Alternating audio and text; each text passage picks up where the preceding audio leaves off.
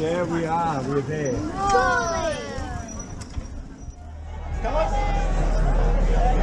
Okay.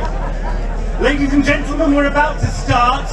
I want to just thank everybody for turning out today. When it was first suggested that there was going to be a worldwide initiative, a few people said it won't work in Australia because nobody comes back from holidays until the 26th of January. But within a couple of hours of us posting it online, we already had 300 people sign up to do the bike ride. So a big hand to everybody. Just before we begin, I've been asked, for the sake of the photos and everything, if you're able to hold up your posters or hold them to your chest. As beautiful as your faces are, we want to see the faces of the hostages, because that is what it's all about.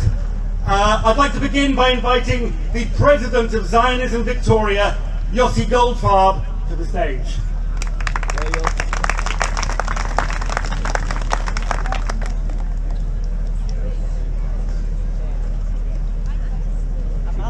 Good morning, everyone. Wake up. I'd like to start by acknowledging the Indigenous owners of the land on which we meet and paying our respects to their elders past and present. Kala katoa to everyone for participating here this morning, to the hundreds of riders who have ridden around this morning in solidarity with Israel, to the hundreds of you who have just come to show your support. We stand here together in our thousands and we say, Am Yisrael Chai. 100 days of war, 100 days of hostages being forcibly disconnected from their families, from their loved ones, from their country. And sadly, 100 days of anti-Semitism here in Melbourne, in Australia, in the Jewish world. Unlike others, we don't gather with messages of hate. We don't gather with messages of abuse. We gather because we choose unity and we choose truth. We choose to be together and we choose to voice our support for Israel. So when we face the obscene, when we see the obscene charges that Israel has to face in questionable international bodies like the Court of Justice that obscenely charge Israel with accusations of genocide, when the Israelis on October the 7th are the true victims here. What do we say? We say, Am Yisrael Chai. When we see, as we saw unfortunately this morning, our community centre Beth Weitzman graffitied in the face with obscene charges on the front walls of the building, what do we say? We say, Am Yisrael Chai. And when we come together here today, and we hope that in 100 days we won't be here. In 100 days we'll be celebrating the end of this war. We'll be celebrating the end of the conflict. We'll be celebrating the return of the hostages. And we'll be celebrating peaceful lives in Israel and in Melbourne. What do we say? We say, Am Yisrael Chai. Thank you.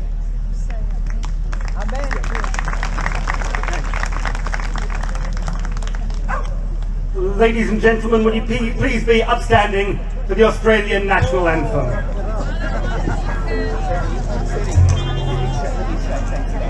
Will you be outstanding?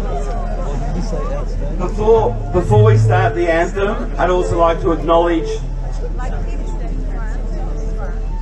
Before we start the anthem, I'd like to acknowledge our partners in this event. I'd like to say thank you to the Israeli Embassy, represented here by Alana Link. I'd like to acknowledge members of Parliament who have come to join us here, Jess Wilson, the member for Kew, Michelle Ananda Raja, the member for Higgins, and any other MPs we have here. I'd also like to acknowledge our partners, Israel Premier Tech, the UIA, the Zionist Federation, Maccabi, Habayit, JCCV, United with Israel, Savion, and also extend our thanks to the City of Ganara and the Deputy Mayor Simone Zmood, who is here with us today, and their help in bringing this together so we can come together and we can say, Yisrael Chai.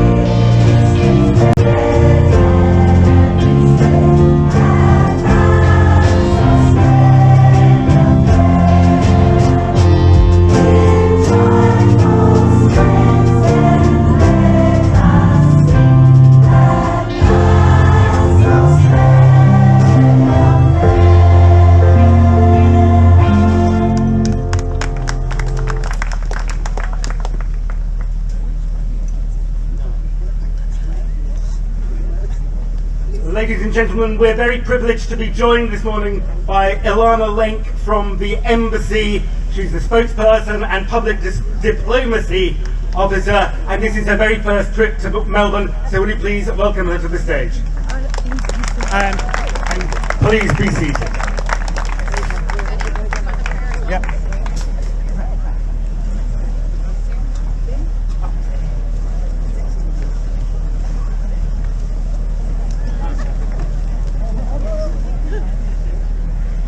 Thank you all for welcoming here today. It's an honor to be here in Melbourne, unfortunately under these circumstances, but I'm glad to be here and I'm glad to be part of this huge and great community. From the moment my country was attacked by Hamas on the morning of October 7th, the Jewish community here in Melbourne has been resolute and unshakable in your support of your brothers and sisters in Israel. Your prominent advocacy and the assistance that you have provided is heard and seen and felt in Israel. I know this from personal experience. As Ambassador Maimon prepares for Senator Wong's arrival in Israel, I'm here today to thank you on behalf of the State of Israel and on behalf of the Embassy of Israel, every single one of you, for what you have done and what you continue to do.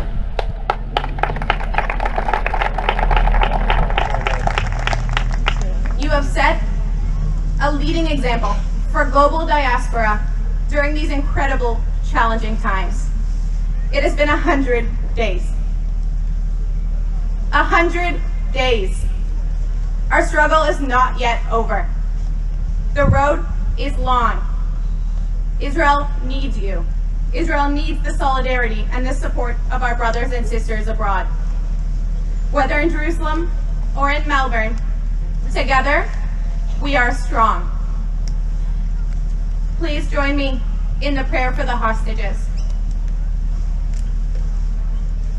מי שברך אבותינו, אברהם, יצחק ויעקב, יוסף, משה ואהרון, דוד ושלמה. הוא יברך וישמור וינצור את נהדרי צבא ההגנה לישראל ושוביו. ואת כל אחינו הנתונים בצרה ובשביה, עבור שהקהל מתפלל בעבורם. הקדוש ברוך הוא ימלא רחבים עליהם, ויוציאו מחושך וצלמות. מסוריהם ינתק ומצוקקיהם ישובו, וישבעם מהרה לחיק משפחותיהם. יודע לאדוני חסדו ונפלאו לבני האדם, ויוקם מהם מקרא שכתוב, יפדהו יהיו. ובאו ציון ברנה, ושמחת עולם על ראשם. ששון ושמחה יספו, ונשאו יגון והנחה, ונאמר אמן. תודה.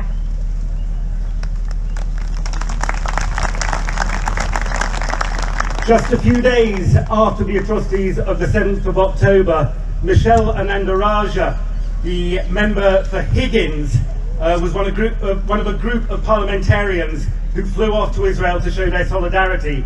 It was actually the second trip that Michelle had made to Israel in just 6 months. She's with us today on behalf of the Labour Party, so would you please put your hands together for Michelle Anandaraja.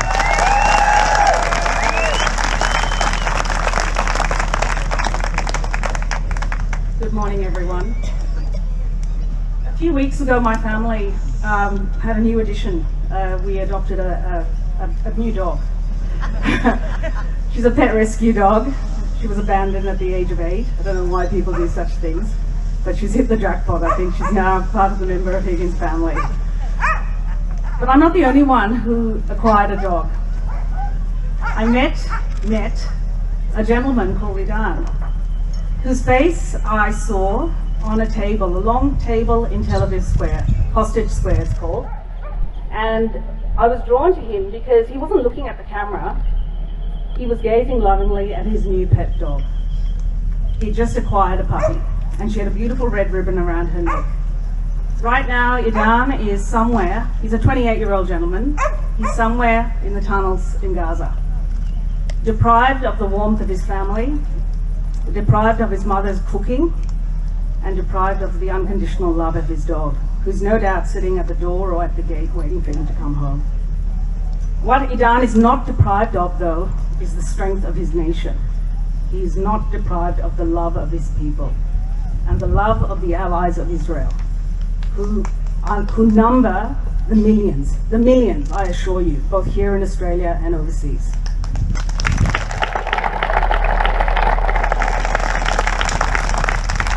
I also had the privilege of meeting Eli and Daniel, 2 IDF soldiers.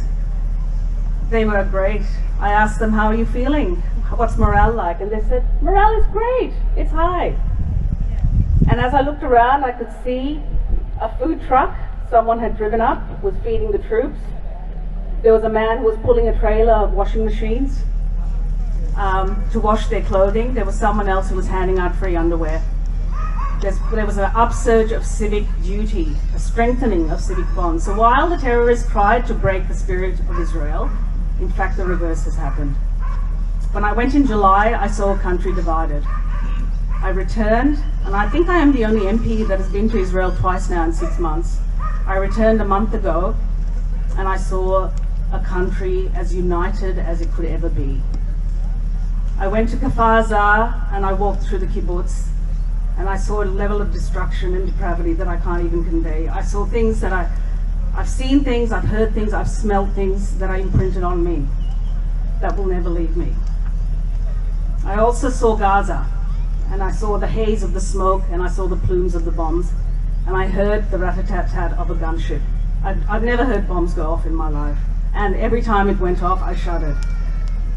I shuddered for the people who are in Gaza, the Palestinians, who have paid a great price for this. I think we can safely conclude that the Hamas experiment, which has been going on for now over 40 years, nearly 2 generations, has been a complete failure. These people have been betrayed, sold a pup, as we say in Australia. The Palestinians also deserve a much better future than they have currently got, and they are suffering in the way Israelis are also suffering. I pray for the IDF that they can complete this mission, and that Israel holds its nerve, even in the face of overwhelming criticism.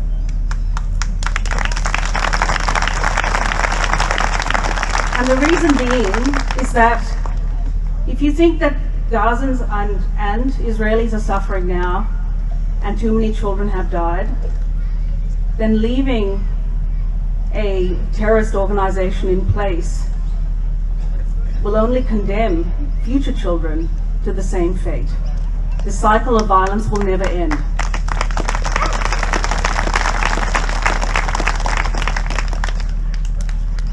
I also met Shelley, a lovely lady with a beautiful smile who was a refugee from Sderot, who I met in a hotel. And I went into this hotel and it was just pandemonium. There were children everywhere. And I knew straight away that these were the refugees. And she grabbed me. It's the last day of Hanukkah, and she showed off her menorah, and I gave her a hug. And everywhere I went in Israel, people were so grateful. They were so happy. They were so warm and pleased to see me. But I also saw anguish. I saw anguish on the faces, particularly of leaders. The mayor of Sderot we met, he just could not crack a smile, even though Benny Gantz, who we met briefly, did. The mayor just couldn't. Too much pain. I met members of the Knesset who also were just anguished. There is a deep moral burden that comes with leadership and making difficult choices. But these choices have to be made. But on the faces of everyone else, I saw resolve. I saw determination. And what gives me hope, in fact, are people like Hashem, a Palestinian who I bought gifts from in the old city of Jerusalem for Christmas for my children. And he looked at me and he said, Michelle, go back to Australia and tell everyone that Palestinians and Jews can live together. Yes. Yes. They can indeed. We need a road out of this. And that road is not going to be lined with ideology and hate. That road will be lined with education and economics. And that's what we need to work towards. That's the new dawn that we need to really demand from leaders, because the status quo is failing everyone. Finally, I'd like to end with some words that I remember from an article I read in the New York Times of a hostage from Kfar Aza, a woman called Chen Goldstein Almog, who was released in that first batch with her 3 children. She lost her husband and her oldest daughter. And she befriended, I guess, her captors, and they struck up a conversation. And on the day she left, the lead captor said to her, and this is telling, don't live so close to the border. Move away, move to Tel Aviv, because we will come back. And she turned to him and she said, when you come back, don't throw a grenade, just knock on the door. Thank you, everyone.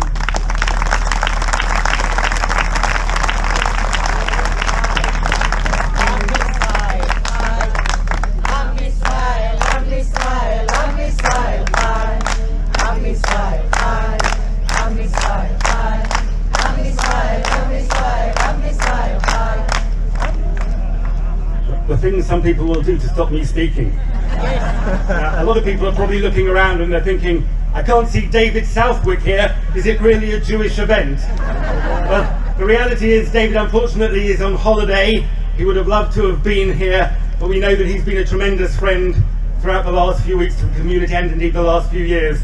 And joining us today on behalf of the Liberal Party, another tremendous friend. Will you please put your hands together for the member for Kew, Jess Wilson.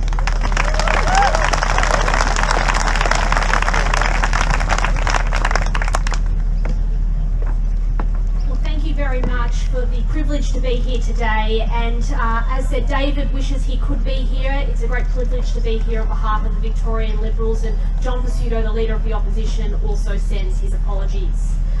As I was thinking about what I would say to you today as we come together to mark the 100th day of anguish and heartache for all the Israeli hostages still held in the wake of the barbaric attack by Hamas on October 7, it struck me as a day that will be scarred in our memory for a very, very long time. A day that was the deadliest attack since the Holocaust. And this is a solemn moment to show our unwavering support for the Jewish community and Israel during this immensely difficult time. The unmanageable pain and grief experienced by the families and friends of the hostages is simply beyond comprehension. The ordeal that they are enduring is a daily nightmare, and our hearts go out to each and every one of them. And as a community, we stand in solidarity with them, offering our thoughts, prayers, and any assistance we can provide. At the end of last year, I had the privilege to hear directly from a group of relatives and representatives of victims and hostages from the Hamas attack. These courageous Israelis travelled all the way to Australia whilst living a daily nightmare.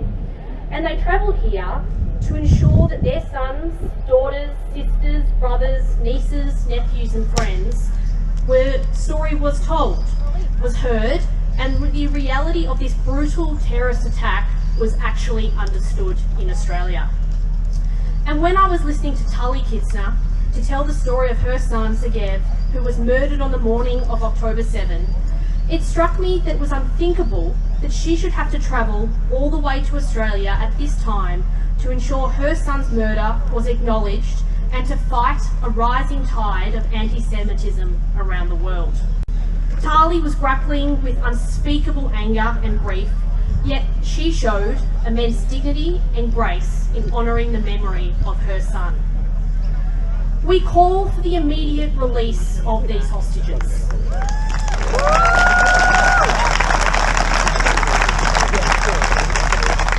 The horror of that fateful day continues to be an unspeakable reality for more than 100 Israelis, including young women, young men, and innocent children. Their suffering is a stark reminder of the urgent need for their release and the importance of pursuing long-term peace. But we must also address a deeply concerning issue that has been on the rise in Melbourne, the resurgence of anti-Semitism. And let me be unequivocal. Anti-Semitism has no place in our city, in our state, or in our country.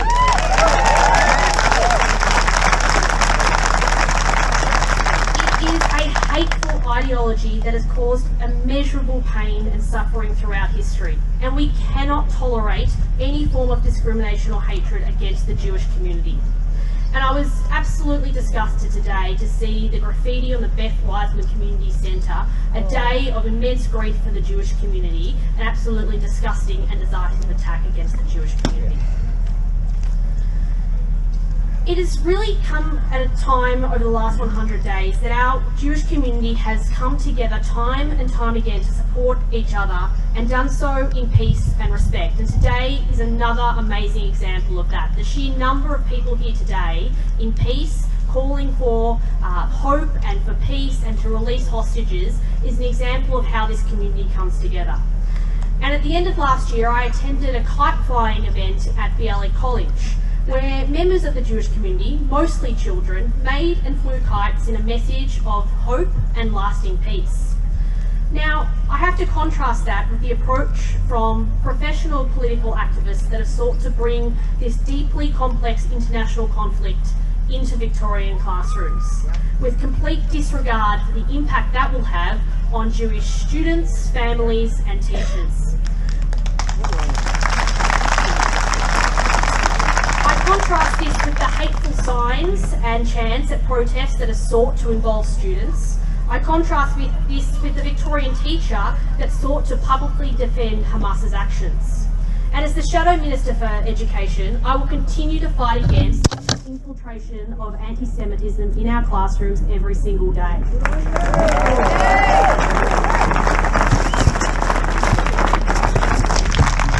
As somebody who is not Jewish, I'm incredibly proud to stand with the Jewish community, today and always. It has always been a testament to the strength of our city here in Melbourne that people from all walks of life can come together and support each other in a time of crisis. We must work together to preserve this, to fight against division and to promote unity. Today, let us remember the hostages, their families and their friends in our thoughts and prayers.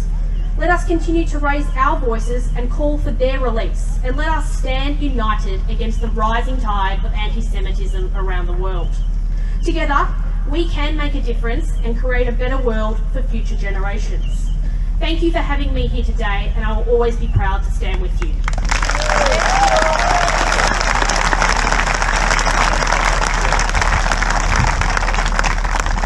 There are 130 families, even more than that actually, who will be waiting 100 days to find out what's happened to their loved ones in Gaza. Among those are a Melbourne couple, Ronen and Galia Hartman. And we're going to hear from them. And we're also going to hear from Nirit Elon, who has a letter from Shai Binyamin, whose father, Ron Binyamin, a cyclist, is also being held in Gaza. If I could invite Ronen and Galia to the stage.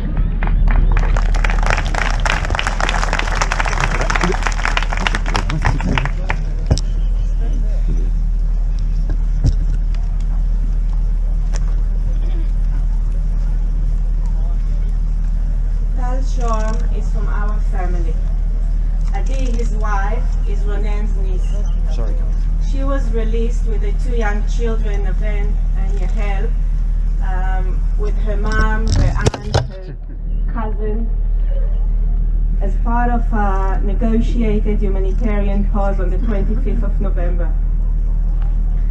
It has been 50 days from their release, 50 very long days waiting for Tal. His parents are waiting for him. His brother and sisters are waiting for him. They can't continue with their life. They can't even start their healing process, their healing journey before he's back. A whole country, a whole nation is waiting for their return.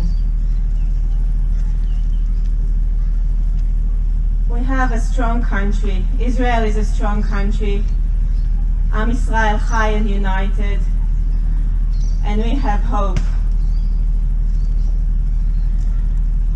Please join us with prayers and intentions for the return of the hostages. We are just one family, but there's hundreds of hostages still held in captivity. So many families waiting.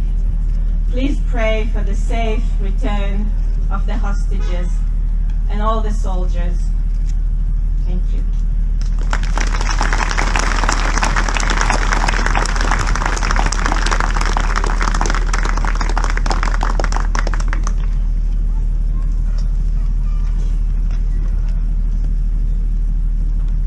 A letter written by Shai Binyamin, daughter of Ron Binyamin, a cyclist.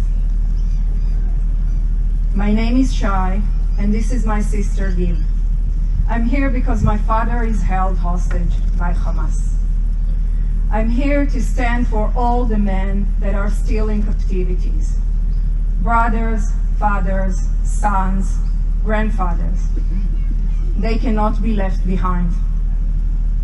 My dad, Ron Binyamin, went to ride his bike an hour drive from where we live.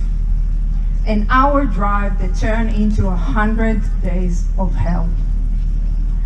On the cursed Saturday of the 7th of October at 6:30, my dad arrived at the bike ride meeting point next to Kibbutz Be'eri. And even before he managed to unload his bicycle from his car, a barrage of missiles were fired across the border from Gaza and the sirens went off. My father quickly decided not to stay in the area and started heading home to us.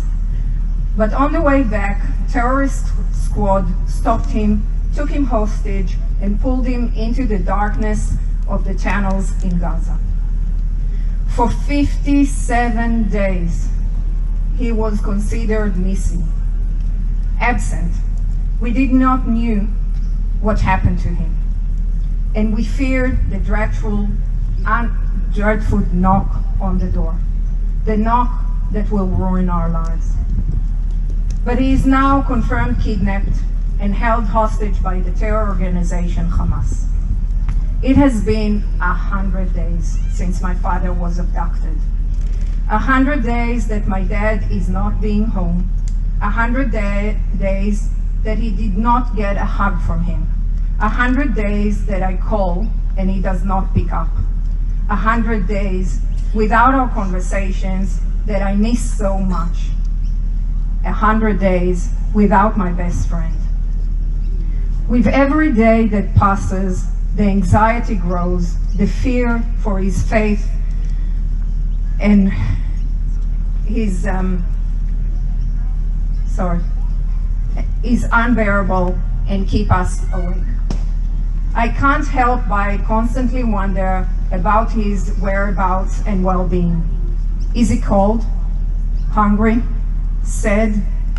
Where is he? What is going through his mind? I want him to know that we are worried and think about him every second of the day. He is in our heart all the time. Taking civilian hostages is a war crime. He might not be a child, not an elderly or a woman, but he is our dad. He is a human being. All men are still held hostages. My father's life is at greater risk with every second passing. Time is running out. We need to bring them all back home. Bring them home now. Bring them home now. Bring them home now. Bring them home now. Rachel Goldberg Pauline, Hirsch's mom, started this trend of putting a sticker with the amount of days that they've been kept hostages. I hope you all have one. If you don't, there are some on the tables. Please take a photo with the sticker 100 days and hashtag on your social media, bring them home now. Thank you.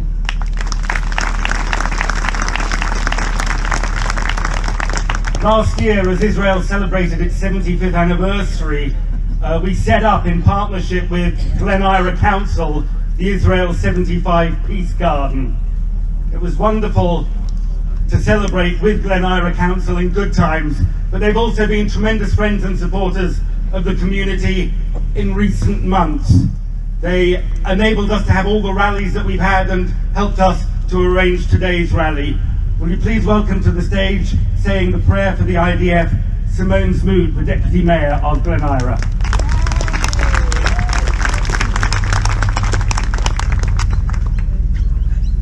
Thank you, Zeddy, and thank you everyone for being here. It is still the summer holidays for many people, and it is fantastic to see so many people cycle to break the cycle of violence. I think all of us, whether we're Jewish or not, have a connection with Israel, to the land of Israel, to the people of Israel, to the nation of Israel. For me, I've got 2 daughters there, 2 brothers and their families there, my auntie, my grandparents, my cousins. I've got families, my cousins' kids who are serving up north or in south in Gaza. My cousin's nephew died in Gaza, defending as part of the IDF. So I say this prayer from the bottom of my heart. We want the hostages set free, we want to bring them home, and we want to keep the members of the Defence Force, the IDF, safe.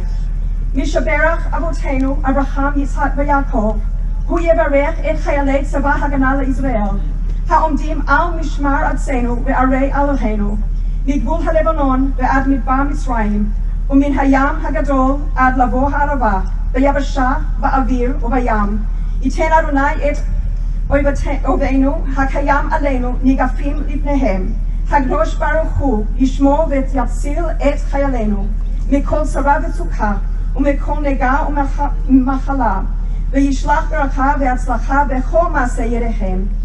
ידבה שונאינו תחתיהם, ויתרם בחטא ישועה, ועטרת ניצחון, ויקוים בכם הכתוב, כי אדוני אלוהיכם ההולך עמכם, להילחם לכם עם אויביכם, להושיע אתכם, ונאמר אמן.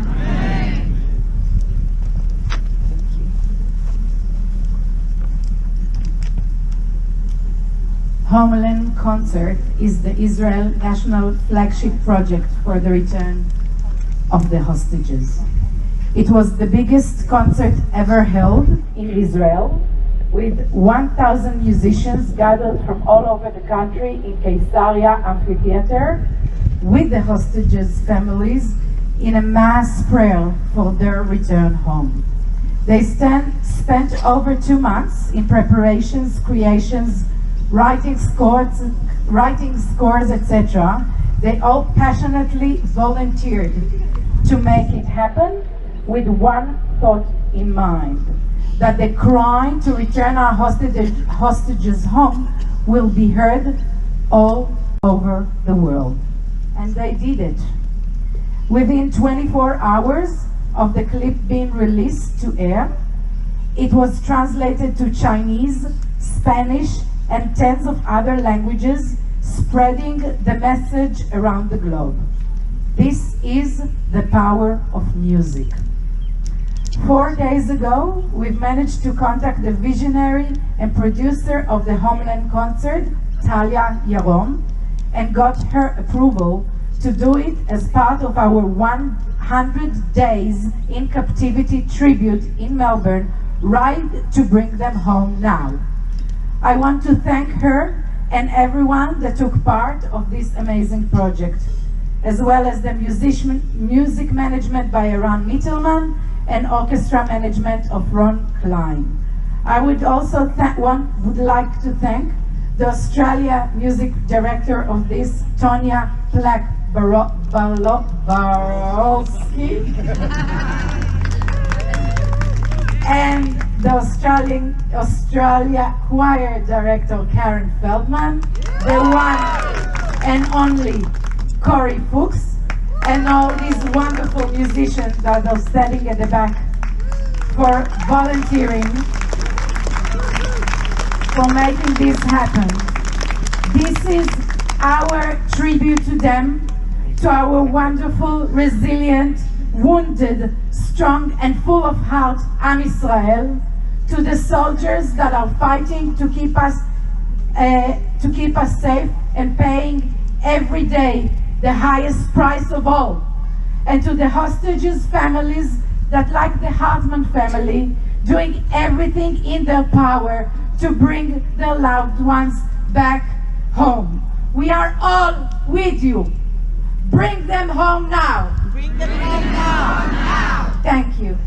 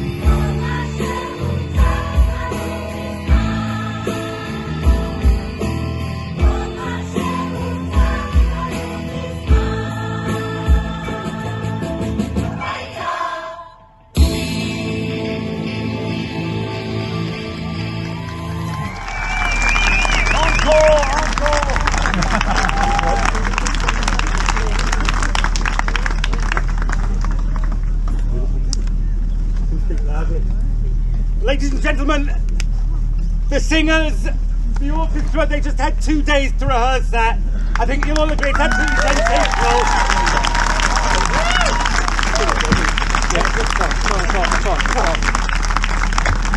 We've just got one more speech now to sum up before we sing the Hatikva. Will you please welcome to the stage the new Chief Executive of the Zionist Federation of Australia, Alon Kasuto.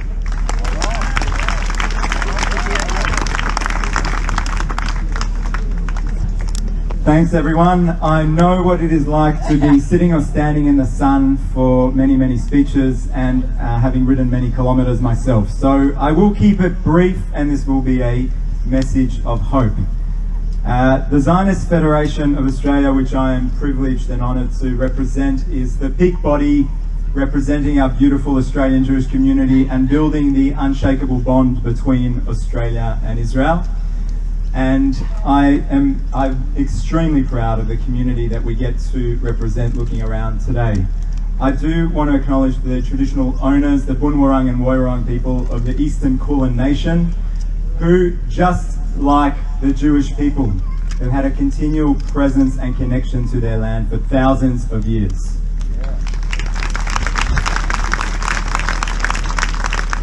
Let me also acknowledge the incredible dignitaries and volunteers who have come here today and made today possible. On October 7th, our hearts were ripped from our chests. They left us in shock with harrowing pain. Our nation was left torn, it was left battered and wounded. Now, 100 days on, that initial shock's evolved. The pain's only grown stronger, and it's transformed into a feeling of abandonment, of bewilderment, as we witness the world around us either move on or worse, turning on us with frivolous and anti-Semitic claims, echoing in our streets, in our media, and in our international courts. But we know that we are on the right side of justice. We know that we should not have to justify our existence or our calls for the release of the 136 hostages, elderly, children, babies that have been snatched from their cribs. And let us not forget that we also know how this story ends, because we wrote the book. We've seen this before, generation after generation, and it ends with us surviving and thriving.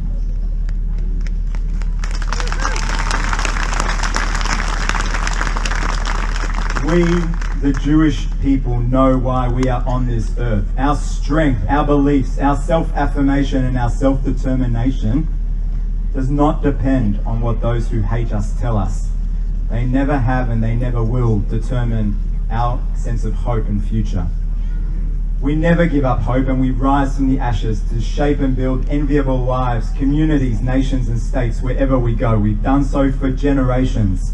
We've done it in Israel, we've done it in Melbourne, and we've done it in every single one of the 20 cities that today we're riding to bring them home. From Amsterdam to Barcelona, Cape Town to Hong Kong, Melbourne to Miami, Sao Paulo to Tel Aviv. We are the Jewish people. We come with little, but we contribute in droves. And we will use this same hope and tenacity to rebuild our communities that were shattered on October 7th and fight for the release of our hostages. In July 2011, riders from this very same incredible community, many of which are here today, came together to ride for Gilad Shalit. Gilad was kidnapped in 2006, and it was 5 harrowing years at the hands of Hamas. His release seemed like a wishful dream. Yet we rode for him, and we never gave up hope, and we never gave up the fight to bring Gilad home. This hope was rewarded. 4 months after our ride in 2011, and after 1,940 days in captivity, we all watched with tears in our eyes on our screens as Gilad came home. To our people, to Israel. Today, there are still 136 of our brothers and sisters held captive by Hamas in their underground dungeons. The world has not seen them since October 7th. We know nothing of their fate.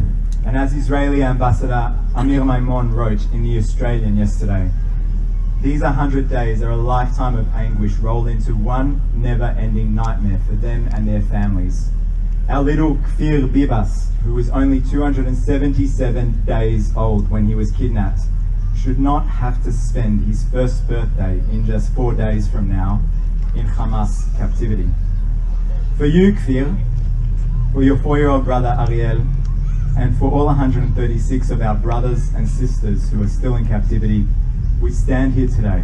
We ride together, we stand together, thousands of people across over 20 cities around the world, and together we shout off the rooftops 3 times all together, bring them home now! Bring them home now!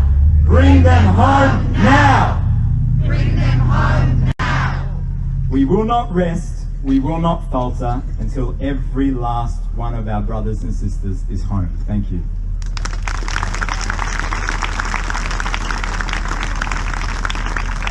Just before the Hatikva, I want to thank all the people who made today possible, all the volunteers who've helped out, the incredible team at Zionism Victoria, who just had 5 days to put all of this together. And I also want to thank Labella Promotions, who produced the t-shirts for us. Will you please be upstanding for the Hatikva?